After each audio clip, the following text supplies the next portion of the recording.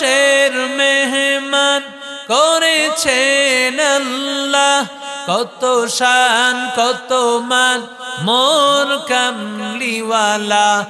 আরশের মেহমান করেছেন আল্লাহ, কত শান কত মান মোর কামলিওয়ালা।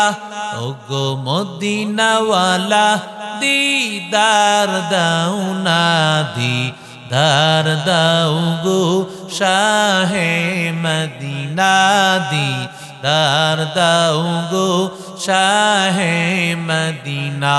নবীর রওজা শরীফ দেখে মন ভরে না, নবীর রওজা শরীফ দেখে মন ভরে না, দিদার দাও গো শাহে মদিনা, দিদার দাও গো শাহে মদিনা। রওজা শরীফ দেখিলে এক নজর নূরে ঝলমল করবে ভিতর। রওজা শরীফ দেখিলে এক নজর নূরে ঝলমল করবে ভিতর। ওগো মদিনাওয়ালা দিদার দাও না, দিদার দাও গো শাহে মদিনা, দিদার দাও গো শাহে মদিনা। জোরে কোন আল্লাহু আকবার। আল্লাহর নবীর সাহাবী ওমর আল্লাহর কাছে দোয়া করতেন, আল্লাহুম্মা রযুকনা শাহাদাতান ফি সাবিলিক ওয়াজআল কবরানা ফি বালাদি হাবিবিক। ও আল্লাহ, আমার শাহাদাতের মরণ দাও। আয় আল্লাহ, তোমার নবীর দেশেই যেন আমার আল্লাহ মরণটা হয়ে যায়। কেমন দোয়া আল্লাহ কবুল করেছেন। মরণ দিয়েছ নামাজের অবস্থায় ওই আবু লুলু মাজুসির হাতে হযরত ওমরের শাহাদাত আল্লাহ নসিব করে দিয়েছেন। আর কবর তো আল্লাহ দিয়েছেন শুধু মদিনায় নাই, নবীর সাথেই আল্লাহ ঘুমায়া নিয়েছেন। সুবহানাল্লাহ বলেন না। নবীর রওজায় সালাম জানাইলে আবু বকরকেও সালাম জানায়, নবীকেও জানায়, ওমরকেও জানায়। আল্লাহু আকবার বলেন। এরে আল্লাহর গোলাম ইমাম মালিক ডাক দিয়া বলেননি, ভাই আমার মনের মধ্যে বড় আশা, আল্লাহ তাআলা যেন মদিনায় আমার মরণটা দিয়া দেন, মদিনায় আমার যেন মরণ হয়। যদি আমি মদিনার বাহিরে যাই, জানা নাই তো কখন আমার মরণ হবে। হয়তো এমন হতে পারে আমি মদিনার বাহিরে যাব, এই সময় আমার মরণ হয়ে যাবে। ইমাম মালিক রহমতুল্লাহি আলাইহি রাতের বেলায় ঘুমাইয়া যান। রাতের বেলায় ইমাম মালিক রহমতুল্লাহি আলাইহি ঘুমাইয়া আমার মায়ার নবীকে স্বপ্ন দেখতেছেন। আল্লাহর নবীকে স্বপ্ন দেখার পর ইমাম মালিক ডাক দিয়া বলেন, ও পয়গম্বর, আমার জানতে পারে মনে চায় মরণটা আমার কখন হবে নবী। যদি আমি জানতাম কখন আমার মরণ হবে, তাহলে আমি ওই সময়ের আগে আমি মদিনার বাহিরে গিয়ে দাওয়াত দিতাম, মরণের সময় আমি মদিনার মধ্যে হাজির থাকতাম। নবী আমার কোনো জবাব দিলেন না। পয়গম্বর স্বপ্ন যুগে 5টা আঙ্গুল দেখাইয়া দিলেন, আর কিছু বললেন না। সকাল বেলায় ইমাম মালিক স্বপ্নের ব্যাখ্যা জিজ্ঞাসা করার জন্য ওই জামানার সবচাইতে বড় স্বপ্নের ব্যাখ্যাকার ইবনে সিরিন রাহমাতুল্লাহ আলাইহি, তার কাছে তিনি গোলামকে পাঠাইয়া দেন, ও গোলাম তাড়াতাড়ি যাও, গিয়া বলো হে এক আল্লাহর বান্দা নবীর স্বপ্ন দেখেছেন, স্বপ্নে নবীর কাছে মরণটা কখন হবে জানতে চেয়েছেন। নবী জবান দিয়া কিছু বলেন নাই, বরং পয়গম্বর 5টা আঙ্গুল দেখাইয়া দিলেন। 5 আঙ্গুল দিয়া আমার নবী কি বুঝাইতে চান? ইবনে সিরিন রাহমাতুল্লাহ আলাইহির কাছে যখন খাদেম এই কথা জিজ্ঞাসা করতে আসলেন, খাদেমকে ইবনে সিরিন বলেন, আগে বলো স্বপ্নটাকে দেখেছি। সুবহানাল্লাহ বলেন।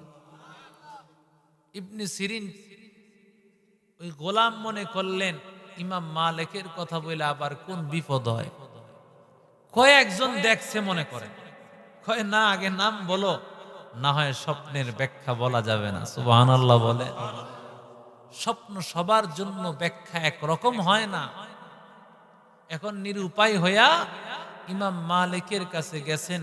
খাদেম গিয়া বলেন, আপনার নাম না বললে তো স্বপ্নের ব্যাখ্যা পাওয়া যাবে না। বলে গিয়া বলো এই স্বপ্ন ইমাম মালিক দেখেছেন। এই কথা বলার পরে যখন ইবনে সিরিনের কাছে আয়েশা বলছেন, এই স্বপ্নটা তো ইমাম মালিক রাহমাতুল্লাহ আলাইহি দেখছেন। বলে হ্যাঁ, এতক্ষণে তুমি সত্য কথা বলছো। সুবহানাল্লাহ। ইবনে সিরিন রাহমাতুল্লাহি আলাইহি জগৎ বিখ্যাত আল্লাহওয়ালা, তিনি ডাক দিয়া বলেন, রে ভাই ইমাম মালিক রে জানাইয়া দিবা। ইমাম মালিক আমার নবীর কাছে জানতে চেয়েছেন মরণ কখন হবে। আমার নবী জবান দিয়া কিছু না বলিয়া 5টা আঙ্গুল দিয়া আমার নবী 5টা জিনিস বুঝাইতে চান। ইন্নাল্লাহা ইনদাহু ইলমুস সাআ। ও ইমাম মালিক, 5টা জিনিস এমন আছে, ওই 5 জিনিসের জ্ঞান দুনিয়ার কেউ জানে না, জানে না, একমাত্র জানেন, জোরে বলেন একমাত্র কি? আল্লাহ বলেন, ইন্নাল্লাহা ইনদাহু ইলমুস সাআ। কিয়ামত কখন হবে কেউ জানে না, জানেন একমাত্র, জোরে বলেন কি? ওয়া ইউনাজ্জিলুল গায়স। কখন মেঘ বর্ষণ হবে, বৃষ্টি কখন হবে কেউ জানে না, সেটাও আমার আল্লাহ তাআলা জানেন।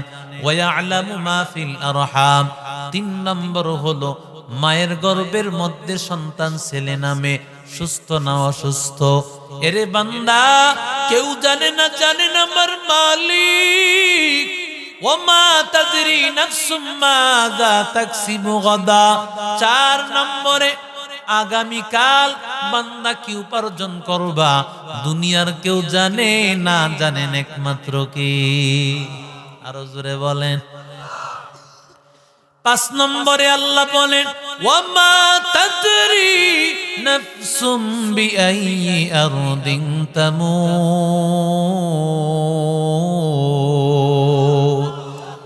আল্লাহ বলেন, কোন জমিনে তোমার মরণ হবে কেউ বান্দা জানে না, জানেন একমাত্র আমার আল্লাহ। আল্লাহ তাআলা এই জন্য কিয়ামতের কসম খেয়েছেন, ওয়াল ইয়াউমিল মাউউদ। কিয়ামত দিনের শপথ, প্রতিশ্রুত দিবসের শপথ।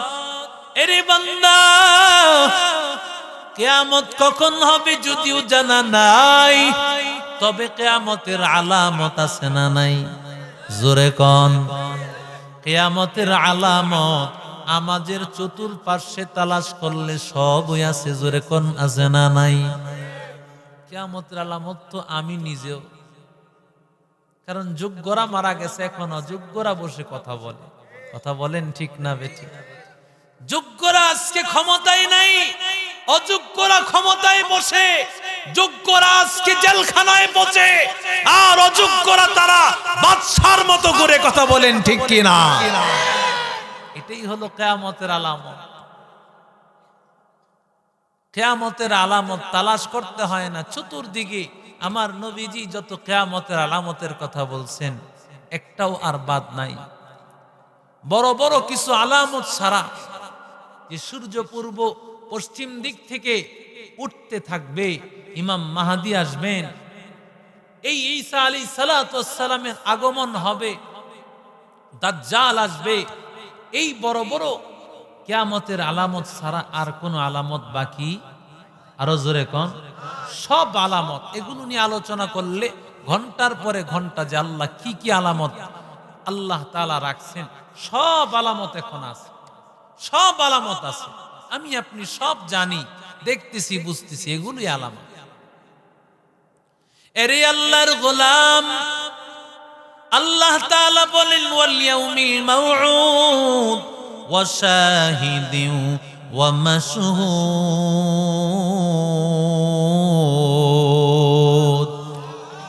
আল্লাহ তাআলা বলেন শাহিদ মানে হলো সাক্ষীদাতা, যিনি সাক্ষী দেন। কারণ তুমি সাক্ষী দিবা, তোমার সাক্ষীর ব্যাপারে আল্লাহর আদালতে জবাবদিহিতা আছে। তুমি সত্যের ব্যাপারে সাক্ষী দাও নাকি অন্যায় ভাবে টাকা খায় আলেমের বিরুদ্ধে সাক্ষী দাও? যেই আলেম ককটেল কি জিনিস জানে না, ওই আলেমের বিরুদ্ধে তুমি বলো বোম ফাটাইছেন, ওই আলেম নাকি গাড়ি জ্বালায় দিয়েছেন। আল্লাহর কসম, আল্লাহর কসম, আমাদের আলেমেরা যারা নাকি একটা পিপিলিকাও মারতে জানেন না। হারদির হযরত বাংলাদেশে তার অনেক খলিফা, বাংলাদেশে তার একবার যখন আগমন ঘটেছে, হারদির হযরত ওযু করার জন্য বসছেন। ওযু করবেন এমন সময় পানি ঢালবেন, তিনি ওযু করলেন না, জায়গাটা চেঞ্জ করি আর একটু সামনে বসলেন। সেখানেও আল্লাহর বান্দা বসেন নাই, আর একটু সামনে গিয়া বসলেন, তৃতীয় নম্বর জায়গা গিয়ে ওযু করলেন।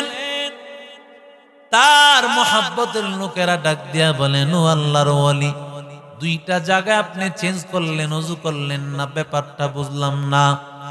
হারদির হযরত বলেন, আমি যখন প্রথম জায়গায় ওযু করার জন্য বসলাম, তাকাইয়া দেখলাম একটা পিপিলিকা আসা যাওয়া করতেছে। আমার পানির কারণে পিপিলিকাটা কষ্ট পাবে।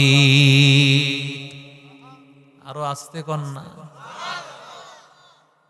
দ্বিতীয় জায়গায় যখন আমি ওযু করার জন্য গেলাম, সেখানেও দেখলাম পিপিলিকা, সেখানেও আমি ওযু করলাম না। তৃতীয় নম্বর জায়গা আমি যখন কিছুই দেখলাম না, সেখানে আমি ওযু আদায় করে ফেললাম।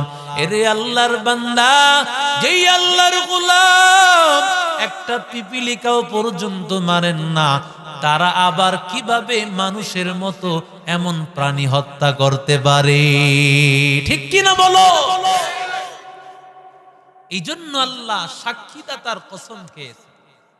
সাক্ষী কোরআনের পক্ষে যদি হয়, হকের পক্ষে যদি হয়, এজন্য তুমি ছাড় পাবে। আর যদি বিপক্ষে হয়, এর জন্য জবাবদিহিতা আছে। আল্লাহর কাঠগড়ায় তোমাকে দাঁড় করানো হবে। কেমন দাঁড় করানো হবে জানেন?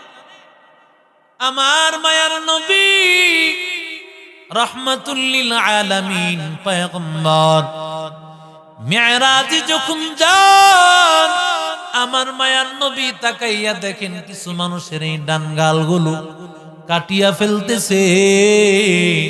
কাটিয়া ফেলার পরের দাঁতগুলো দেখা যায়, এত ভয়ঙ্কর দেখা যায়। এই গাল কাটার পর আবার যখন বাম গাল কাটতেছে, সাথে সাথে ডান গালটা বরাট হয়ে যায়। আবার বাম গাল যখন কাটিয়া ডান গাল কাটতে আসে, আবার বাম গালটা বরাট হয়ে যায়। আল্লাহর নবী ডাক দিয়া বলেন, ও জিবরিল, এরা কারা? এদের কি পরিচয়? জিবরিল আমিন ডাক দিয়া বলেন, গো পয়গম্বর, এরা আর কেউ না যারা সমাজের মধ্যে ভুল তথ্য দিত। দেখেন না মিডিয়ার মধ্যে একটা লোক ভালো মানুষকে খারাপ মানুষ বানায় ফেলে। ভুলভাবে বান্দা ফেসবুকে একটা মানুষের বিরুদ্ধে অন্যায় ভাবে লেখলা, অন্যায় ভাবে সাক্ষী দিলা, হাসরের ময়দানে তৈয়ার থাকো। ও মিডিয়ার ভাই, ও আল্লাহর বান্দা, তুমি যে অন্যায় ভাবে ভিডিও বানাইছো, হাসরের ময়দানে আল্লাহ তাআলা কি আযাব দিবে বান্দা, ডান গালটা কেটে ফেলবে, আবার বাম গাল কাটবে, আবার ডান গাল কাটবে, বাম গাল কাটবে। এই বান্দা, এই শাস্তি তো সাধারণ কোনো শাস্তি না। দুনিয়ার সামান্য একটা বেতের বাড়ি তো সহ্য করা যায় না, কাটলে তো আরো বড় মারাত্মক। আর জাহান্নামের ওই কষ্ট কত মারাত্মক হবে রে ভাই। আল্লাহ তাআলা বলেন, নবী ডাক দিয়া বলেন, গো জিবরিল কতদিন চলবে? বলে ইলা ইয়াউমিল কিয়ামা, কিয়ামত পর্যন্ত তাদের এই আযাব চলতেই থাকবে, চলতেই থাকবে। আল্লাহ বলেন ওয়া শাহিদি ওয়া মাশহুদ, সাক্ষীদাতার শপথ, যার ব্যাপারে সাক্ষী দেওয়া হয় তারও শপথ। কারণ যার ব্যাপারে সাক্ষী দিবা, জানিয়া শুনিয়া তুমি সাক্ষী দিও। যদি সাক্ষী দাও লোকটা ভালো হইলে তো তার জন্য তুমি জান্নাত পাইবা। লোকটা যদি খারাপ হয় তাহলে খারাপ মানুষটাকে তুমি ভালো সাক্ষী দিয়া তাকে ছাড় দিয়া দিলা। না না, আল্লাহর কাঠগড়ায় হাসরের ময়দানে দাঁড়াতে হবে। ঠিক কি না বলেন?